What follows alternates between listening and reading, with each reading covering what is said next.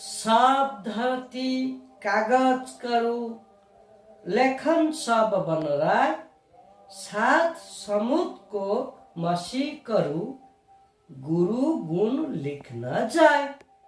यार अर्थ हेउचे या जे सात सबु धरित्री की बास धरणी पृथ्वी उपरे जेते जगह अच्छी सबू जदि कागज करा जाए आ गुरुंको गुण को जदि सातटा समुद्र पानी को काली करा जाई, जंगल जेते गछ अच्छी सबू गछ को जदि लेखनी करा जाई लेखा जाए ताहले गुरुंकर गुण को लेखिबा संभव नहीं। माने गुरु महान, जो माने गुरुंक प्रति स्नेह श्रद्धा भक्ति ए सबू रखी निजर दैनंदिन जीवन रे कार्य करती से केबे असफल हुअंती नहीं।